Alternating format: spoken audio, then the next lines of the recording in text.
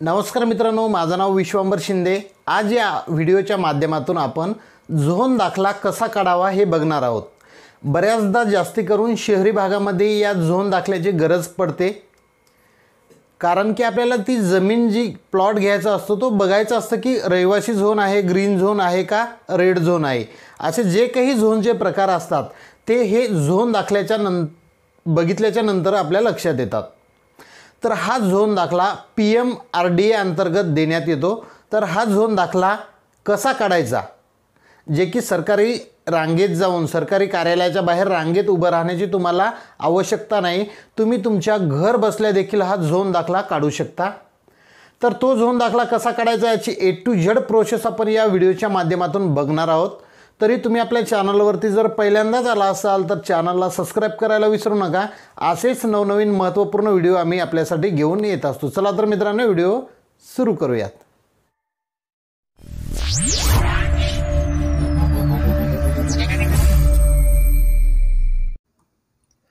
चला तर मित्रांनो, सर्वप्रथम आपल्याला कॉम्प्युटरच्या स्क्रीनवरती यायचं आहे आणि कॉम्प्युटरच्या स्क्रीनवर आल्यानंतर गुगल क्रोम ब्राउझर ओपन करायचं आहे।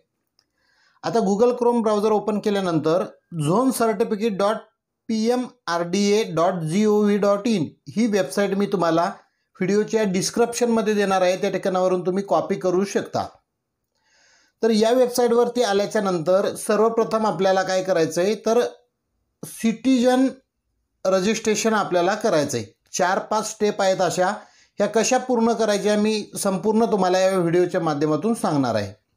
तर सर्वप्रथम सिटीजन रजिस्ट्रेशनवरती क्लिक करायचं आहे आणि यामध्ये त्यांच्या आधार कार्डप्रमाणे त्यांची संपूर्ण स्पेलिंग टाकायचे, जशी आधार कार्डवर आहे ती स्पेलिंग आणि ॲड्रेस ते जिथं राहत असतील तिथला। तर आपल्याला या ठिकाणी आधार कार्डप्रमाणे नाव टाकायला सुरुवात करतोय। फर्स्ट नेममध्ये आपण त्या व्यक्तीचं नाव टाकून घ्यायचं आहे, ज्या व्यक्तीच्या नावाने आपल्याला झोन दाखला काढायचा आहे, जी 7/12 आहे त्या व्यक्तीच्या नावाने आपल्याला हे रजिस्ट्रेशन करायचं आहे। तर सर्वप्रथम नाव, मिडल नेम आणि लास्ट नेम असं 3 भरल्याच्या नंतर ते राहत असलेला जो ॲड्रेस असेल तो ॲड्रेस आपल्याला यामध्ये टाकायचा आहे, कारण तो झोन दाखल्यावरही येणार आहे। तर ज्या व्यक्तीचा आपण झोन दाखला काढणार आहोत त्यांचा जो काही ॲड्रेस असेल आधार कार्डप्रमाणे तो ॲड्रेस आपण याच्यामध्ये टाकून घेणार आहे। संपूर्ण जशाचा तसा मी संपूर्ण ॲड्रेस यामध्ये टाकून घेणार आहे। अशा पद्धतीनं संपूर्ण त्यांचं नाव, त्यांचा address, email ID, mobile number आणि पासवर्ड, पिनकोड हे टाकून सगळं आपल्याला कन्फर्म करायचं आहे। खूप सोपी पद्धत आहे। आता ॲड्रेस टाकून घेतो मी। ॲड्रेस टाकल्याच्या नंतर मोबाईल क्रमांक आणि ईमेल ID ह्या दोन्ही गोष्टी जवळ असल्या पाहिजे, हे लक्षात असू द्या, कारण आपल्याला OTP व्हेरीफाय करावा लागणार आहे। त्यामुळं ती व्यक्ती समोर मोबाईल नंबर आणि ईमेल ID घेऊन असली पाहिजे, जो की आपल्याला लगेच यामध्ये OTP टाकून घ्यायचा आहे। तर मी संपूर्ण ॲड्रेस आता पिनकोड सहित यामध्ये टाकून घेतलेला आहे। आता या ठिकाणी आता ईमेल ID त्यांची टाकून घ्यायची, जी चालू ईमेल ID असेल, कारण त्या मेलवरती देखील आपल्याला OTP येणार आहे, तो OTP आपल्याला व्हेरीफाय करायचा आहे। तर अशा पद्धतीनं जी त्या व्यक्तीची ईमेल ID असेल ती ईमेल ID यामध्ये टाकून घ्यायचे। एक यूट्यूबचा नियम असतो, अशी दुसऱ्याची माहिती कोणाला दाखवता येत नाही, म्हणून मी एक माहिती ब्लर करतोय सिक्युरिटीसाठी। तर मी जे सांगतोय ते डिटेल मी यामध्ये भरतोय या केसमध्ये, तसेच तुम्ही डिटेल भरायचे आहेत। ईमेल ID झाल्याच्या नंतर त्यांचा चालू असलेला मोबाईल क्रमांक या ठिकाणी टाकून घेतला आहे। त्यानंतर जो पिनकोड आहे त्यांच्या एरियाचा तो पिनकोड यामध्ये टाकायचा आहे। अशा पद्धतीने मी पिनकोड टाकून घेतला आहे। आता 2 ठिकाणी तुम्हाला एक पासवर्ड सेट करायचा आहे, जो दोन्हीही रकान्यामध्ये सेम पासवर्ड असला पाहिजे। उदाहरणार्थ 5@123456 जर टाकला असेल तर दोन्हीही यामध्ये तोच पासवर्ड टाकायचा आहे आणि OTP फॉर ईमेल व्हेरिफिकेशनवरती क्लिक करायचे। तर मी यावरती क्लिक करतो। आता आपल्या ईमेलवरती बघू शकता OTP send to your email ID। तर आपल्या ईमेल ID वरती OTP या ठिकाणी पाठवला गेलेला आहे। तर आपल्या ईमेल ID वरती आलेला OTP आपल्याला यामध्ये टाकून व्हेरीफाय करायचा आहे। कधी वेळ लागू शकतो, स्पॅममध्ये पण कधी कधी येऊ शकतो. जीमेलच्या इनबॉक्समध्ये बघायचं आहे किंवा इनबॉक्समध्ये नसेल आला तर स्पॅममध्ये मेल चेक करायचा आहे. तर अशा पद्धतीनं 6 अंकी OTP तुमच्या जीमेलवर आलेला असेल, तो जीमेलवरला OTP तुम्हाला या ठिकाणी टाकायचा आहे आणि व्हेरीफाय करून घ्यायचं आहे. तर आता मी व्हेरीफाय प्रोसेड यावरती क्लिक करतो. बघू शकता OTP व्हेरीफाय सक्सेसफुली झालेला आहे आणि तुमचं रजिस्ट्रेशन हे सक्सेसफुली कंप्लीट झालेलं आहे. तर आता सक्सेसफुली रजिस्ट्रेशन झाल्याच्या नंतर आपण लॉग इन कसं करायचं आणि झोन दाखल्यासाठी अप्लाय कसं करायचं ते मी तुम्हाला आता सांगणार आहे. तर ईमेल ID टाकायचं आहे आणि जो पासवर्ड आपण सेट केला आहे तो पासवर्ड टाकायचा आहे खाली आणि ईमेल ID पासवर्ड टाकून अशा पद्धतीनं लॉग इन करायचं आहे. तर मी आता तुमच्यासमोर लाईव्ह तुम्हाला लॉग इन करून दाखवणार आहे. ज्या मेल ID वरती आपल्याला आता OTP प्राप्त झाला होता तीच मेल ID या ठिकाणी टाकायचे आणि मेल IDचा पासवर्ड नव्हे, आता रजिस्ट्रेशन करताना जो पासवर्ड आपण यामध्ये वापरला आहे तो पासवर्ड आपल्याला आता या ठिकाणी टाकून लॉग इन करायचे.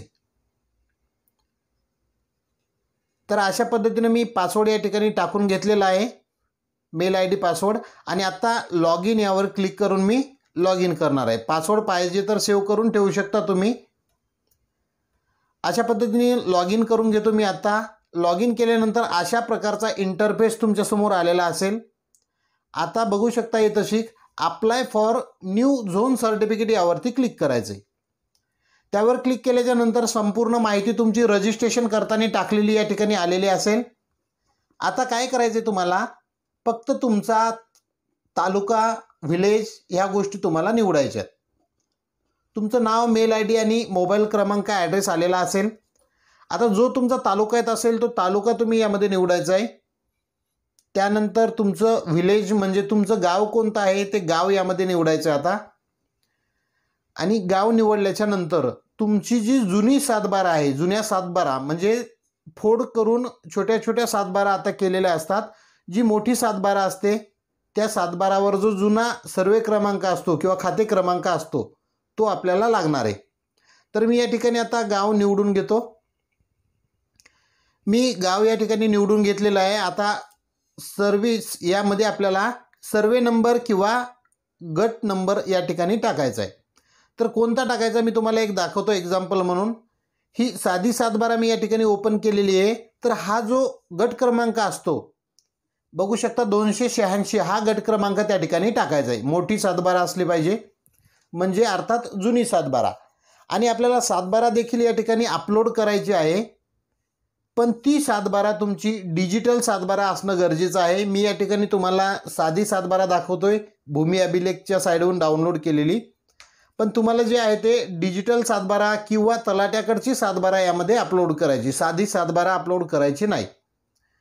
तर अशा पद्धतीने बघू शकता, अशा पद्धतीने 7/12 मी या ठिकाणी अपलोड केलेली आहे. आणि आता प्रोसेड टू पेमेंट यावरती क्लिक करतो. यावर क्लिक केल्याच्या नंतर तुम्ही फोनपे, गुगल पे, पेटीएमच्या माध्यमातून कुठल्याही UPIद्वारे पेमेंट करू शकता. तर मी या ठिकाणी बारकोडवरून पेमेंट करणार आहे. मी या ठिकाणी फोनपेच्या बारकोडवरून QR कोड स्कॅन करून या ठिकाणी पेमेंट केलेलं आहे. बघू शकता पेमेंट सक्सेसफुली झालेलं आहे आणि जी रिसिप्ट आहे ती तुमच्यासमोर दिसत आहे. तर अशा पद्धतीनं तुम्ही प्रिंट करून ही समोरच्या कस्टमरला देऊ शकता किंवा स्वतःचा असेल तर तुम्ही ही प्रिंट वापरू शकता.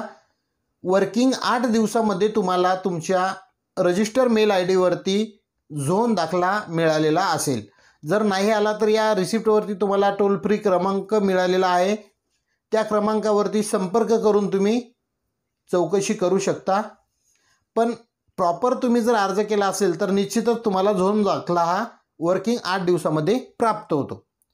तर अशी ही महत्त्वपूर्ण व्हिडिओची माहिती होती मित्रांनो. तुम्हाला व्हिडिओ आवडला असेल तर आपल्या मित्रांना पाठवायला विसरू नका. आमच्या चॅनलवरती पहिल्यांदा असाल तर चॅनल सबस्क्राईब करून ठेवा. जय हिंद, जय महाराष्ट्र.